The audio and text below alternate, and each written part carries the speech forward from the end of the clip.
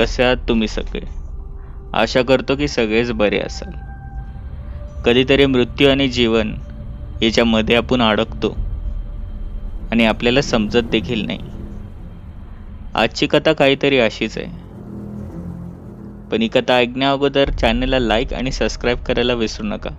Bell notification दाबा. कथा कशी होती मला तुम्ही कमेंटवर आणि इंस्टाग्रामवरही सांगा. आयडी आहे तेजस स्टॉर स्टोरी. हर्ष नुकताच तो 30 वर्षाचा झाला होता आणि त्याला एका चांगल्या सरकारी हॉस्पिटलमध्ये नोकरी देखील भेटली होती.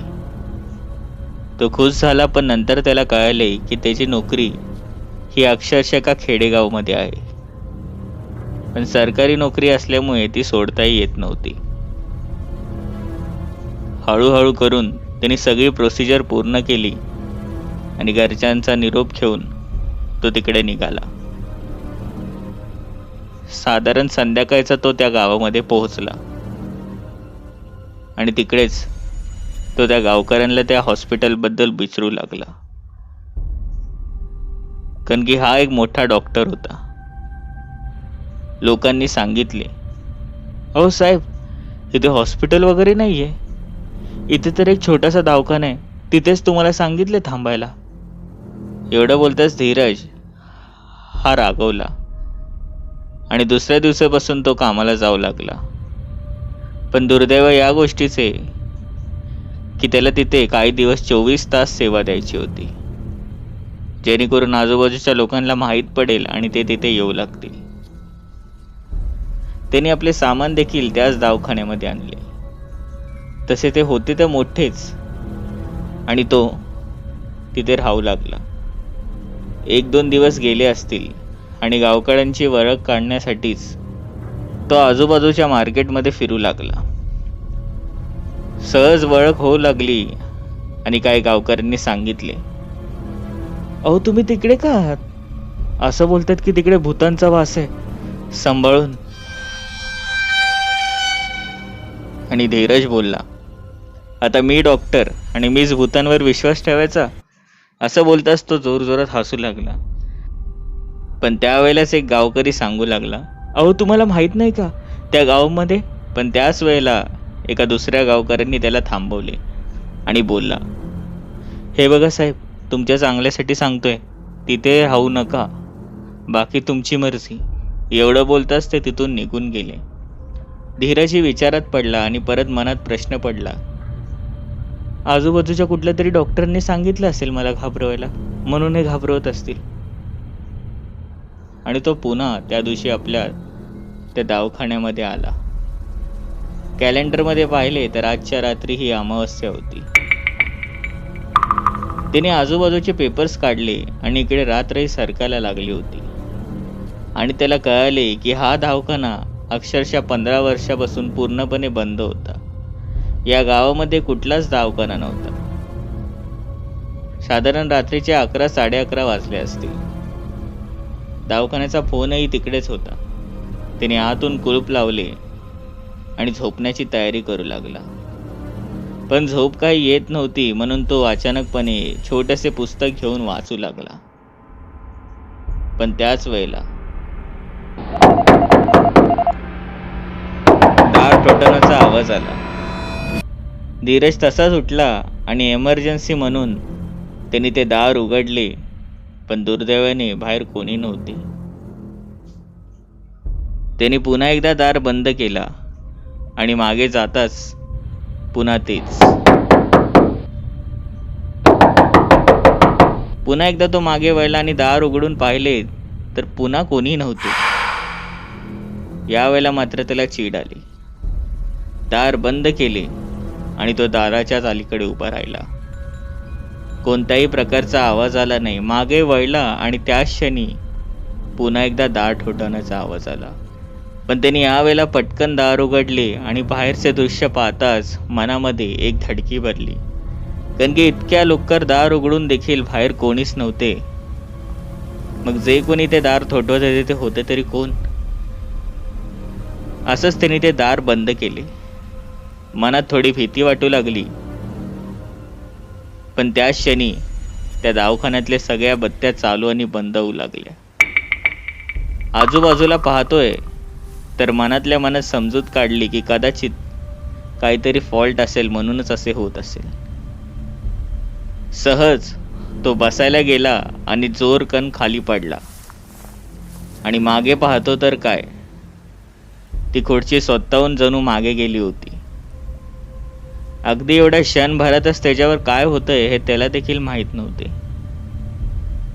तो खुर्चीकडे जाताच अचानकपणे त्याला एक फोन येऊ लागला. तो दवाखान्याच्या फोनवर होता. तो तसाच त्याच वेळेला तिकडे गेला आणि फोन उचलून पाहतोय तर कोणताही प्रकारचा आवाज येत नव्हता. त्याने तो फोन ठेवला.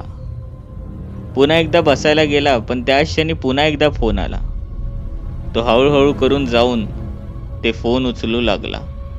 पण फोन उचलताच यावेळी मात्र एक किळसवाना आवाज त्याला आला.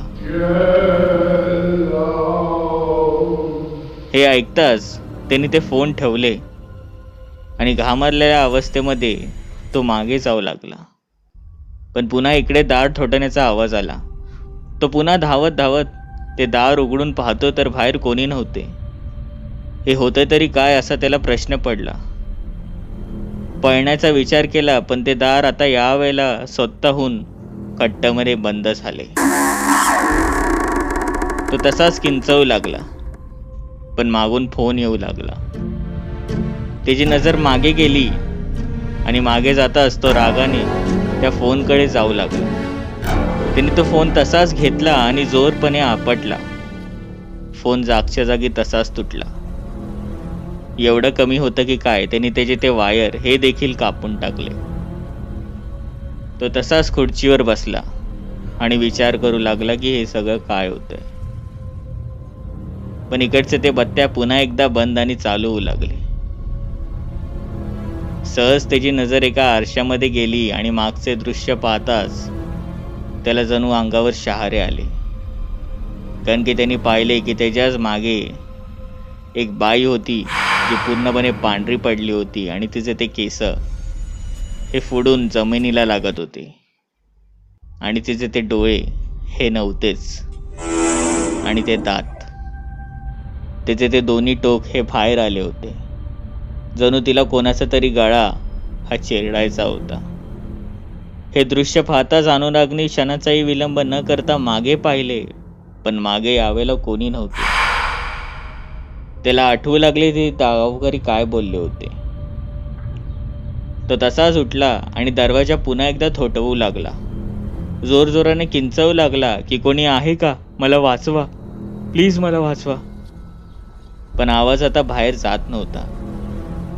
तिकडेच असलेली खिडकी तो खोलू लागला आणि खोलत्याच क्षणी कंठातून आवाज येणार पण त्यांनी पाहिले की सकाळी बाहेरचे दृश्य दिसत असलेल्या त्या खिडकीतून जणू आता तिथे कोणीतरी विट्याने ती बुजवली होती. हे सगळं होते तरी काय असा तो विचार करू लागला. ते गावकऱ्यांचं बोलणं सत्य तर नसेल ना.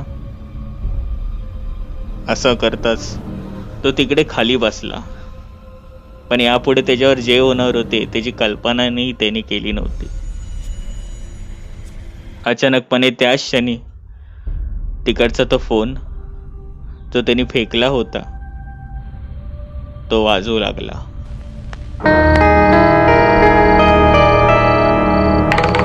हे बघताच त्याने आपले दोन्ही हात हे कानाला लावले आणि कान बंद करू लागला. पण त्या फोनचा आवाज जणू आता वाढतच चालला होता. पुन्हा एकदा तो तसाच उठला आणि ती वायर तोडायला गेला पण त्याने पाहिले की गेल्या वेळेलाच त्याने ती वायर तोडली होती. मग या फोनचा आवाज येतोय तरी कसा. फोन पुन्हा एकदा घेतला आणि कानाला लावला तर तोच किळास्वानी आवाज. हे सगळं काय होतंय त्यालाही समजत नव्हते. तो तसाच मागे जाऊ लागला, रडू लागला आणि देवाचे नाव घेऊ लागला. पण अचानकपणे तिकडचे ते दार हे स्वतःहून उघडण्यात आले. त्यांनी ते पाहिले आणि त्या क्षणी तो अक्षरशः वेगवान गतीने धावत बाहेर गेला. इतका धावत गेला की त्याला त्याच्या वेगवर हे नियंत्रण नव्हते आणि बघता बघता समोरच्याच हायवेवर येऊन तो एका ट्रकाला धडकला आणि त्या क्षणी त्याने तिकडे त्याचे प्राण सोडले. असं इथे होतच राहतं. तुम्हाला बोललो होतो ना की ट्रक हळू चालवत जा, पण तुम्हाला काही ऐकायचं नसतं. इकडे धीरजचे डोळे उघडले आणि त्यांनी पाहिले की एक पोलीस इन्स्पेक्टर हा एका ट्रक ड्रायव्हरला ओरडत होता आणि ट्रक ड्रायव्हर बोलत होता, अहो मी काय करू, हाच तर समोर आला माझ्या, आणि एवढ्या गतीने जर कोणी समोर येईल तर मी कसा ब्रेक मारू. आणि इकडे धीरज उठला आणि बोलू लागला, अहो तुम्हाला माहितीये का, मी त्या हॉस्पिटलमध्ये होतो ना, मला कसले कसले भास झाले. पण सहजपणे धीरजचे आई बाबा तिकडे आले आणि एका बाजूला पाहून रडू लागले. धीरज बोला, आई बाबा, पण जणू त्याचं तिथे लक्ष जात नव्हते, कारण की ते पाहत होते की एकाची बॉडी ठेवली होती, तीही सफेद चादराच्या आत. आणि धीरजची आई त्या क्षणी जोरजोरात रडू लागली आणि धीरजचे नाव घेऊ लागली. सहज वाऱ्याचा झोका आला आणि चेहऱ्यावरची ती चादर ही थोडी बाजूला गेली आणि धीरजने ते दृश्य पाहताच त्याला समजले की आपण हे जग काल रात्रीच सोडून गेलो होतो, कारण की त्याने पाहिले होते की त्या बॉडीमध्ये हे तेजेस प्रेत होते. काय वाटतंय तुम्हाला, त्या दवाखान्यामध्ये काय असेल, आणि हो, ती बाई ती कोण असेल हे नक्की सांगा. कथा कशी होती हे मला सांगायला विसरू नका. बेल नोटिफिकेशन दाबा आणि हो, चॅनलला लाईक सबस्क्राईब करायला विसरू नका. तुमचेही कथा अनुभव असतील तर मला मेल ID वर किंवा इंस्टाग्रामवरही सांगू शकता. ID आहे tejas.story.